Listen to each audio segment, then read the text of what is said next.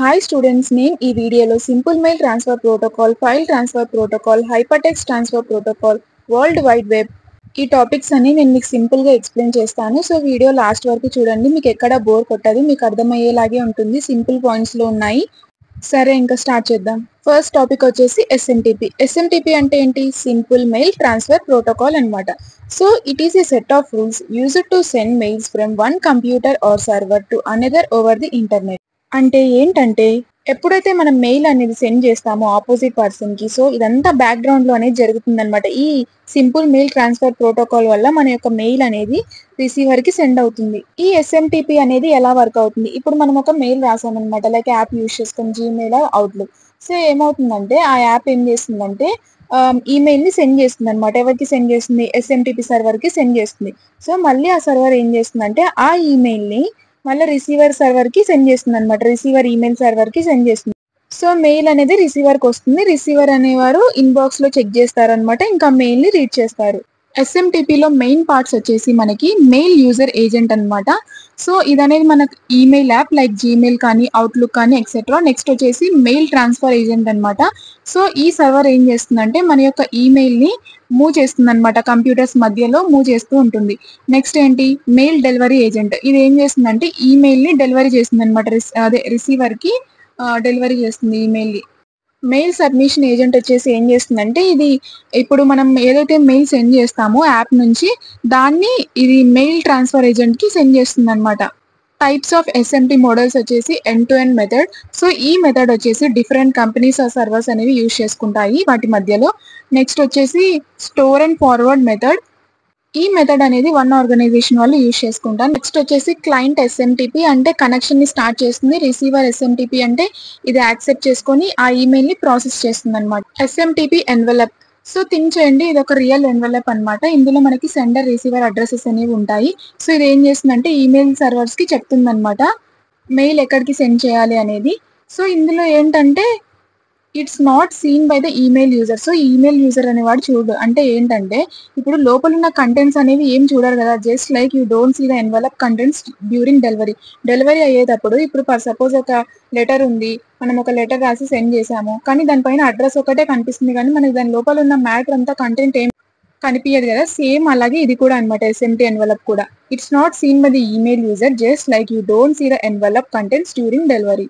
SMTP commands వచ్చేసి basic instructions అనమాట. So ఇవనేవి స్పెషల్ వర్డ్స్ అనమాట. ఇవి ఎస్ఎంటిపి అనేవి యూజ్ చేసుకుంటాయి సర్వర్స్ మధ్య అదే మాట్లాడుకోవడానికి. సో ఎస్ఎంటిపి కమాండ్స్ అంటే ఇప్పుడు చూడండి, ఈహెచ్ఎల్ఓ అంటే ఏంటంటే ఈ కన్వర్జేషన్ ని స్టార్ట్ చేసినట్టు. మెయిల్ ఫ్రేమ్ అంటే ఎవరు సెండ్ చేస్తున్నట్టు మెయిల్ అనేది. RCPT2 అంటే who will receive the mail. So ఎవరు రిసీవ్ చేసుకుంటారు మెయిల్ అనేది. నెక్స్ట్ డేటా అంటే ఏంటంటే ఇక్కడ మనము కంటెంట్ అనేది రాస్తాం అనమాట, start sending the email content. Next వచ్చేసి క్విట్ అంటే ఇది సెషన్ అనేది ఎండ్ అయిపోయినట్టు. నెక్స్ట్ వచ్చేసి RSCT అంటే ఏంటంటే కరెంట్ మెయిల్ ని క్యాన్సిల్ చేయమన్నట్టు. నెక్స్ట్ వచ్చేసి వెరిఫై ఏంటంటే సో వెరిఫై చేయమని. నెక్స్ట్ వచ్చేసి NOOP అంటే డస్ నథింగ్ అనమాట, యూజ్ ఇట్ ఫర్ టెస్టింగ్. ఇది అనేది టెస్టింగ్ కి యూజ్ చేస్తారు. సో నెక్స్ట్ వచ్చేసి టర్న్ కానీ, హెల్ప్ కానీ, XPN కానీ, ఇవన్నీ ఏంటంటే రేర్లీ కమాండ్ అనమాట. ఇవి రేర్ గా యూజ్ చేస్తారు ఈ కమాండ్స్ అనేవి. పోర్ట్స్ వచ్చేసి ఎస్ఎంటిపిలో యూజ్ చేసే పోర్ట్స్ వచ్చేసి పోర్ట్ 25 అనమాట.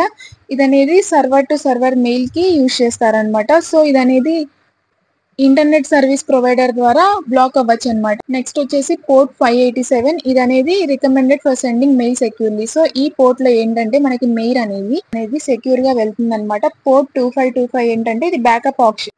ఈ పోర్ట్ అనేది బ్యాకప్ ఆప్షన్ కోసం అనమాట. సో ఎప్పుడైతే 587 అనేది బ్లాక్ అయినప్పుడు ఈ పోర్ట్ అనేది యూజ్ చేస్తాం.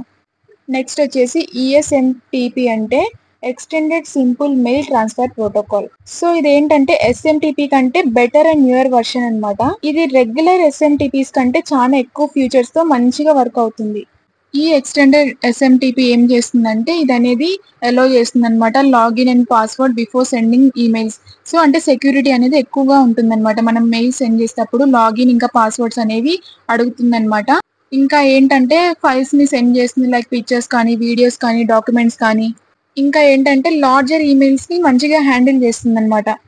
ఇందులో యూజ్ చేసే కమాండ్ ఏంటంటే EHLO అన్నమాట, HELO కాదు. అడ్వాంటేజ్ ఆఫ్ SMTP వచ్చేసి ఈజీగా యూజ్ చేసుకోవచ్చు, ఇంకా బల్క్ ఈమెయిల్స్ ని సెండ్ చేస్తుంది, ఇంకా వర్క్స్ వరల్డ్ వైడ్ లో వర్క్ అవుతుంది, ఇంకా లో కాస్ట్ ఉంటుంది. ఇది అనేది డేటా మంచిగా సెండ్ చేస్తుంది, ఇంకా ఈమెయిల్స్ ని ట్రాక్ చేస్తుంది. డిసడ్వాంటేజ్ ఆఫ్ SMTP ఏంటంటే సెక్యూరిటీ ఇష్యూస్ అనేవి ఉంటాయి, ఇంకా ఫైర్ వాల్స్ వల్ల బ్లాక్ అవ్వచ్చు, ఇంకా ఏంటంటే ఓన్లీ ప్లెయిన్ ASCII టెక్స్ట్ నే సెండ్ చేస్తుంది అనమాట. మైట్ రిజెక్ట్ బిగ్ మెసేజెస్ అంటే బిగ్ మెసేజెస్ ని రిజెక్ట్ చేయొచ్చు. సో కొన్ని సార్లు ఏంటంటే మల్టిపుల్ స్టెప్స్ వల్ల ఇది స్లో డౌన్ అవ్వచ్చు. నెక్స్ట్ టాపిక్ వచ్చేసి FTP అంటే ఫైల్ ట్రాన్స్ఫర్ ప్రోటోకాల్ అన్నమాట. ఇది ఒక మెథడ్ అన్నమాట. ఇది ఏం చేస్తుందంటే ఫైల్స్ ని సెండ్ ఇంకా రిసీవ్ చేసుకుంటుంది రెండు కంప్యూటర్స్ మధ్యలో ఇంటర్నెట్ ని యూజ్ చేసుకొని. దీని ద్వారా మనము ఫైల్స్ ని అప్లోడ్ చేయొచ్చు అన్నమాట. అంటే ఇవి ఫైల్స్ ని మనం వేరే కంప్యూటర్ కి సెండ్ చేయొచ్చు, ఇంకా ఫైల్స్ ని డౌన్లోడ్ చేయొచ్చు, అంటే వేరే కంప్యూటర్స్ నుంచి మనం ఫైల్స్ ని రిసీవ్ చేసుకోవచ్చు. ఈ FTP అనేది టూ మెయిన్ కంప్యూటర్స్ మధ్యలో వర్క్ అవుతుంది. ఫర్ సపోజ్ క్లయింట్ అంటే మన కంప్యూటర్ అన్నమాట.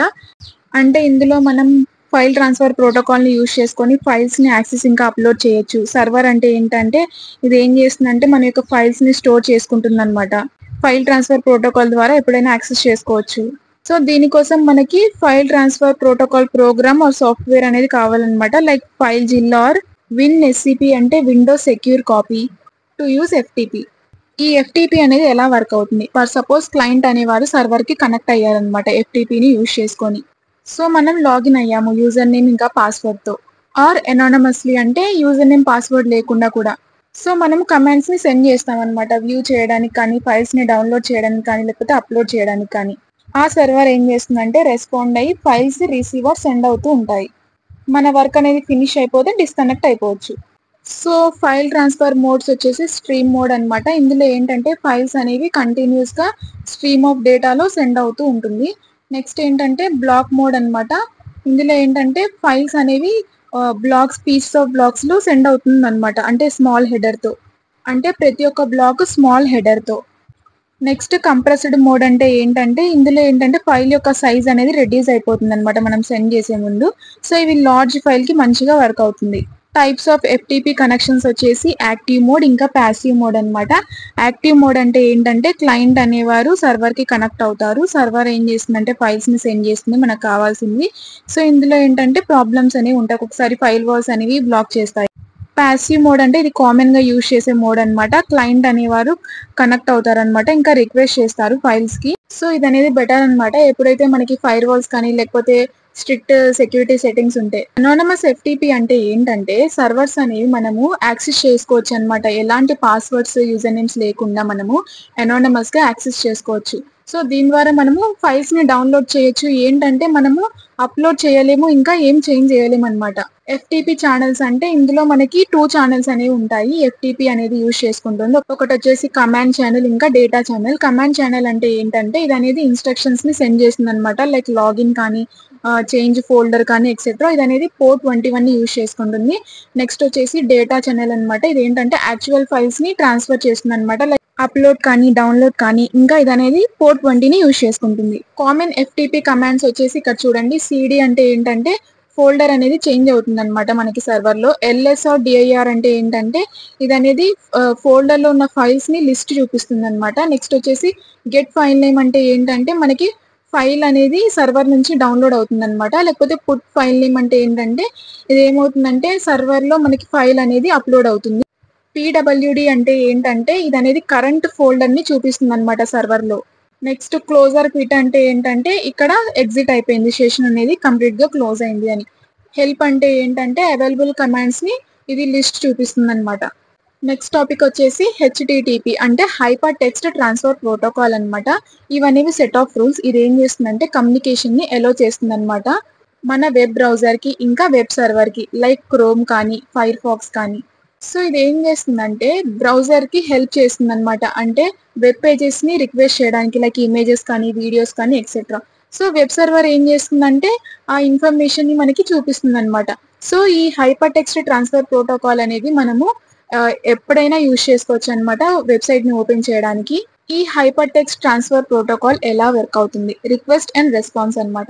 ఇప్పుడు క్లయింట్ మనం ఏం చేసాము, ఒక రిక్వెస్ట్ ని సెండ్ చేసాము అంటే ఏంటంటే your browser sends request web server, అదే వెబ్సైట్ కి మనము ఒక రిక్వెస్ట్ అనేది సెండ్ చేసామన్నమాట సర్వర్కి. సో ఆ సర్వర్ అనేది ప్రాసెస్ చేస్తుంది అనమాట. బ్యాక్లో సర్వర్ ఏం చేస్తుందంటే ప్రాసెస్ చేస్తుంది అనమాట. మళ్ళీ సర్వర్ అనేది రెస్పాండ్ అవుతుంది. So sends back A response like web page or image. మనం ఏదైతే రిక్వెస్ట్ చేసామో వెబ్సైట్లో అడిగామో సో అది మనకి స్క్రీన్ మీద అనేది చూపిస్తుంది అనమాట. క్లయింట్ డిస్ప్లే మీద మనకి రిజల్ట్ అనేది కనిపిస్తుంది.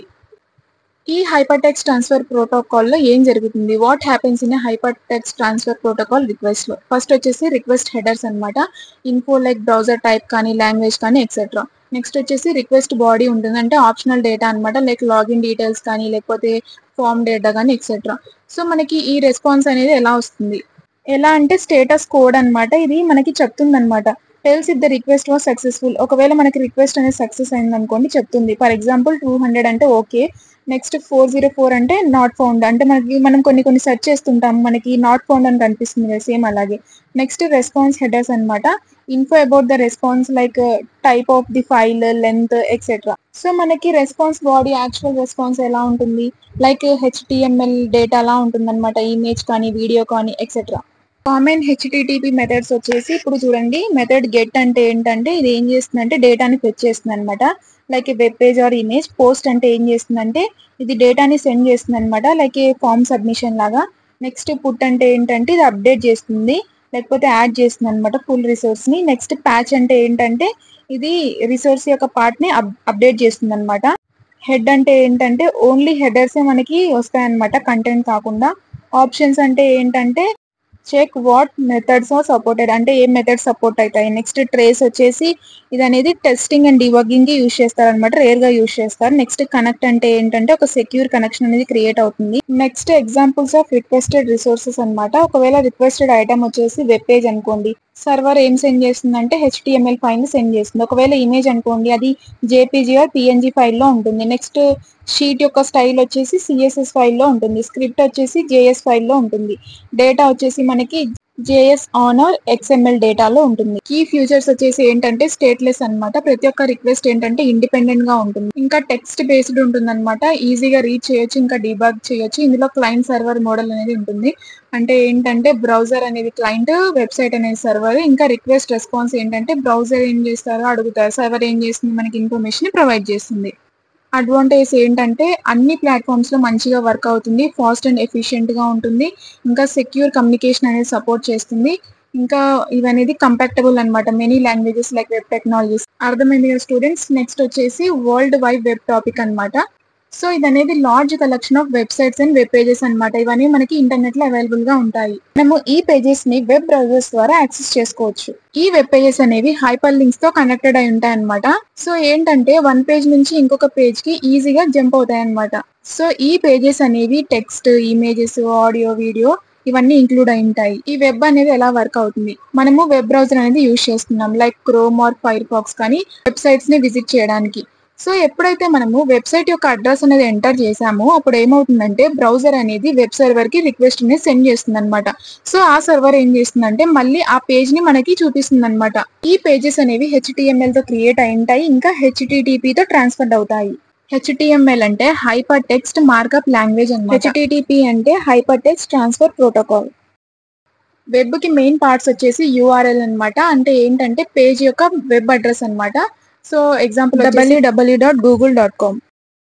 నెక్స్ట్ HTTP అంటే ఇది ఒక ప్రోటోకాల్ అనమాట. ఇది ఏం చేస్తుందంటే వెబ్ పేజెస్ ని సెండ్ ఇంకా రిసీవ్ చేసుకుంటుంది. అది HTTP అంటే hyper text transfer protocol. HTML ఏం చేస్తుందంటే ఇది ఒక లాంగ్వేజ్ అనమాట. సో ఈ లాంగ్వేజ్ ని యూజ్ చేసుకొని వెబ్ పేజెస్ అనేవి క్రియేట్ అవుతాయి. Hyper text markup language. Next వచ్చేసి ఫ్యూచర్స్. ఇవేంటంటే ఫ్రీ ఇంకా ఓపెన్ అనమాట, అందరికి అవైలబుల్ గా ఉంటాయి. సో ఇవన్నీ మెనీ డివైజెస్ లో వర్క్ అవుతాయి, లైక్ ఫోన్స్ కానీ ల్యాప్టాప్స్ కానీ ఎక్సెట్రా. యూజర్స్ అనేవారు ఇంటరాక్ట్ అవుతారు అనమాట కంటెంట్ తో. సో వాళ్ళు చదువుతారు, ఇంకా చూస్తారు, ఇంకా వింటారు, ఇంకా ఏదైనా వీడియో ఉంటే ప్లే చేస్తారు అలాగా. సో ఇవన్నీ అప్డేట్ అవుతూ ఉంటాయి అనమాట, న్యూ వర్షన్ గా ఇంకా చేంజ్ అవుతూ ఉంటాయి. సో ఇది అనేది మంచిగా యూజ్ చేసుకోవచ్చు అనమాట, ఈజీగా యూజ్ చేసుకోవచ్చు. సింగిల్ ఇంటర్ఫేస్ తో మెనీ టాస్క్ తో పర్ఫామ్ చేయొచ్చు. సో ఈ వెబ్ బ్రౌజర్స్ అనేవి ఏం చేస్తాయంటే వెబ్ బ్రౌజర్స్ మనకి హెల్ప్ చేస్తాయి అనమాట. అంటే వెబ్సైట్స్ ఓపెన్ చేయడం కానీ, లేకపోతే ఫైల్స్ ని డౌన్లోడ్ చేయడం కానీ, లేకపోతే వీడియోస్ ని వాచ్ చేయడం కానీ, లేకపోతే ఈమెయిల్స్ ని చెక్ చేయడం కానీ, ఇంకా ఇన్ఫర్మేషన్ ని సెర్చ్ చేయడం కానీ. పాపులర్ బ్రౌజర్స్ వచ్చేసి Google Chrome, Mozilla Firefox, ఇంకా మైక్రోసాఫ్ట్ ఎడ్జ్, ఇంకా సఫారీ, ఇంకా ఓపెరా ఎక్సెట్రా. సో వెబ్ యొక్క ఛాలెంజెస్ ఏంటంటే ప్రైవసీ ఇష్యూస్ అన్నమాట. సో పర్సనల్ డేటా అనేది కలెక్ట్ చేస్తుంది, ఇంకా షేర్ చేసుకుంటుంది. సెక్యూరిటీ రిస్క్ అనేది ఉంటుందన్నమాట. అంటే హ్యాకింగ్ అని, స్కామ్స్ కానీ, ఇంకా వైరసెస్ ఇలాంటివి జరగవచ్చు. ఫేక్ న్యూసెస్ అన్నమాట. అంటే ఫాల్స్ ఇన్ఫర్మేషన్ అనేది ఈజీగా స్ప్రెడ్ అవుతుంది. ఇంకా సైబర్ బుల్లింగ్ అంటే ఏంటంటే పీపుల్స్ అనేవి ఆన్లైన్ హెరాస్మెంట్ వల్ల ఫేస్ అవుతూ ఉంటారు ప్రాబ్లమ్స్. నెక్స్ట్ వచ్చేసి కాపీరైట్ ప్రాబ్లమ్స్ అన్నమాట. సో పర్మిషన్ లేకుండా కంటెంట్ అనేది షేర్ అవుతూ ఉంటుంది. హై ఎనర్జీ యూజ్ అన్నమాట. సర్వర్స్ కానీ, డేటా సెంటర్స్ కానీ లాట్ ఆఫ్ పవర్ అనేది యూజ్ చేసుకోవాలి. సో స్టూడెంట్స్, ఇప్పుడు వరకు చెప్పిన టాపిక్స్ అన్ని అర్థమయ్యాయా? నా ఎక్స్ప్లెనేషన్ మీకు నచ్చినట్టయితే మీ ఫ్రెండ్స్కి షేర్ చేసి నాకు సపోర్ట్ చేయండి. ఇంకా ఛానల్ని సబ్స్క్రైబ్ చేయండి. Thank you.